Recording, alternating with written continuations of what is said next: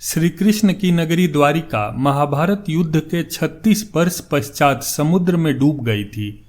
द्वारिका के समुद्र में डूबने से पूर्व श्री कृष्ण सहित सारे यदुवंशी भी मारे गए थे। समस्त यदुवंशियों के मारे जाने और द्वारिका के समुद्र में विलीन होने के पीछे मुख्य रूप से दो घटनाएं जिम्मेदार हैं।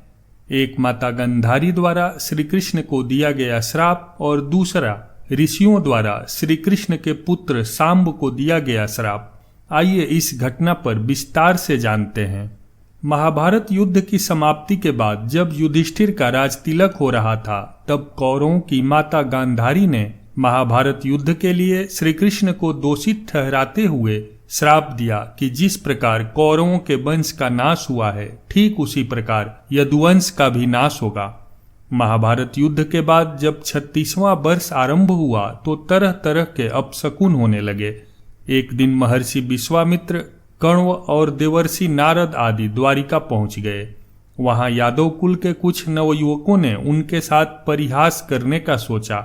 वे श्री कृष्ण के पुत्र सांब को स्त्री भेष में ऋषियों के पास ले गए और कहा कि ये स्त्री गर्भवती है, इसके गर्भ से क्या उत्पन्न होगा।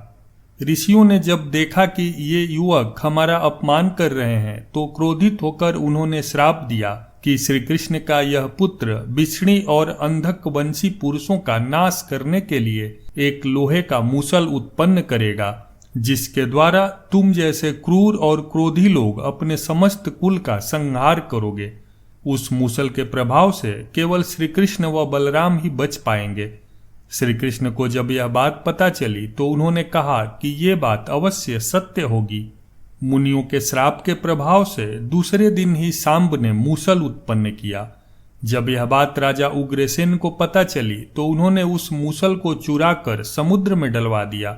इसके बाद राजा उग्रसेन व श्री कृष्ण ने नगर में घोषणा करवा दी कि आज से कोई भी बिछड़ी व अंधक वंशी अपने घर में मदिरा तैयार नहीं करेगा। जो भी व्यक्ति छिपकर मदिरा तैयार करेगा उसे मृत्यु दंड दिया जाएगा। घोषणा सुनकर द्वारिका वासियों ने मदिरा नहीं बनाने का निश्चय किया।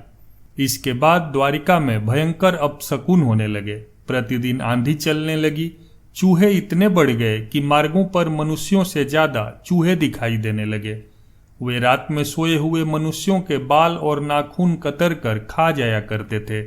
सारस उल्लुओं की और बकरे गीधड़ों की आवाज निकालने लगे।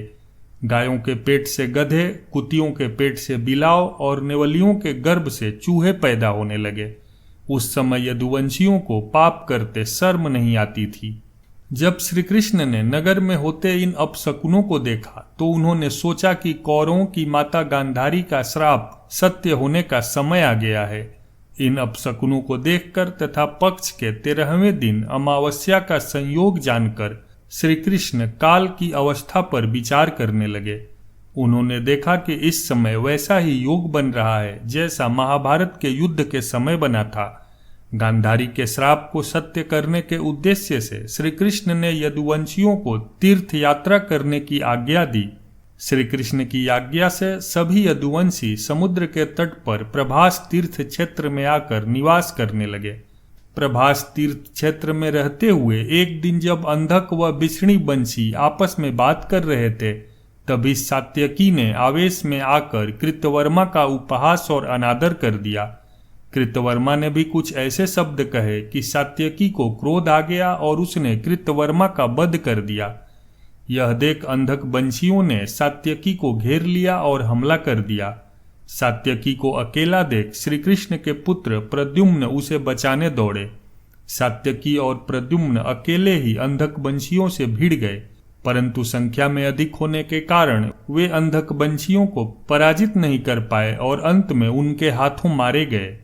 अपने पुत्र और सात्यकी की मृत्यु से क्रोधित होकर श्री कृष्ण ने एक मुट्ठी एरेका घास उखाड़ ली। हाथ में आते ही वह घास वज्र के समान भयंकर लोहे का मूसल बन गई। उस मूसल से श्री कृष्ण सभी का वध करने लगे। जो कोई भी वह घास उखाड़ता वह भयंकर मूसल में बदल जाती। ऐसा ऋषियों के श्राप के कारण हुआ था। उन मूसलों के एक ही प्रहार से प्राण निकल जाते थे। उस समय काल के प्रभाव से अंधक, भोज, सिनी और बिष्णी वंश के वीर मूसलों से एक दूसरे का वध करने लगे। यदुवंशी भी आपस में लड़ते हुए मरने लगे। श्री कृष्ण के देखते ही देखते सांब, चारुदेष्ण, अनिरुद्ध और गद की मृत्यु हो गई। फिर तो श्री कृष्ण और भी क्रोधित हो गए और उन्होंने शेष बचे सभी वीरों का संहार कर डाला। अंत में केवल दारुक ही शेष बचे थे। श्री कृष्ण ने दारुक से कहा कि तुम तुरंत हस्तिनापुर जाओ और अर्जुन को पूरी घटना बताकर द्वारका ले आओ। दारुक ने ऐसा ही किया। इसके बाद श्री कृष्ण बलराम को उसी स्थान पर रहने का कहकर द्वारिका लौट आए। द्वारिका आकर श्री कृष्ण ने पूरी घटना अपने पिता वासुदेव जी को बता दी। यदुवंशियों की संहार की बात जानकर उन्हें भी बहुत दुख हुआ। श्री कृष्ण ने वासुदेव जी से कहा कि आप अर्जुन के आने तक स्त्रियों की रक्षा करें। इस समय बलराम जी वन में मेरी प्रतीक्षा कर रहे हैं, मैं उनसे मिलने जा रहा हूँ। जब श्री कृष्ण ने नगर में स्त्रियों का विलाप सुना तो उन्हें सांत्वना देते हुए कहा कि शीघ्र ही अर्जुन द्वारिका आने वाले हैं, वे ही तुम्हारी रक्षा करेंगे। ये कहकर श्री कृष्ण बलराम से मिलने चल पड़े। वन में जाकर श्री कृष्ण ने देखा कि बलराम जी समाधि में लीन हैं। देखते ही देखते उनके मुख से सफेद रंग का बहुत बड़ा सांप निकला और समुद्र की ओर चला गया। उस सांप के हजारों मस्तक थे। समुद्र ने स्वयं प्रकट होकर भगवान शेषनाथ का स्वागत किया। बलराम जी द्वारा देह त्यागने के बाद श्री कृष्ण उस सूने वन में विचार करते हुए घूमने लगे। घूमते घूमते वे एक स्थान पर बैठ गए और गांधारी द्वारा दिए गए श्राप के बारे में विचार करने लगे। देह त्यागने की इच्छा से श्री कृष्ण ने अपनी इंद्रियों को संयमित किया और महायोग की अवस्था में पृथ्वी पर लेट गए। जिस समय भगवान श्री कृष्ण समाधि में लीन थे, उसी समय जरा नाम का एक शिकारी हिरणों का शिकार करने के उद्देश्य से वहां आ गया। उसने हिरण समझकर दूर से ही श्री कृष्ण पर बाण चला दिया। बाण चलाने के बाद जब वह अपना शिकार पकड़ने के लिए आगे बढ़ा तो योग में स्थित भगवान श्री कृष्ण को देखकर उसे अपनी भूल पर पश्चाताप हुआ।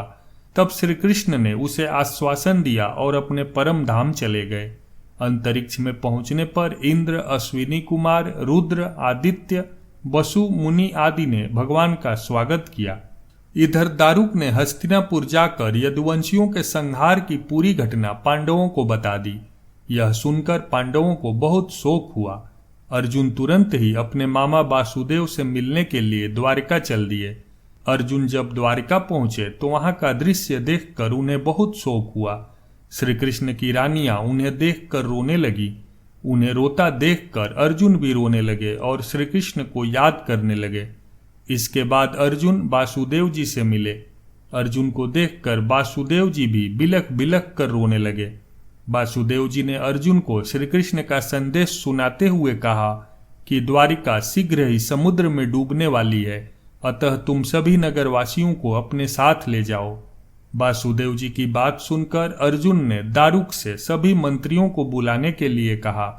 मंत्रियों के आते ही अर्जुन ने कहा कि मैं सभी नगरवासियों को यहाँ से इंद्रप्रस्थ ले जाऊंगा, क्योंकि शीघ्र ही इस नगर को समुद्र डुबो देगा।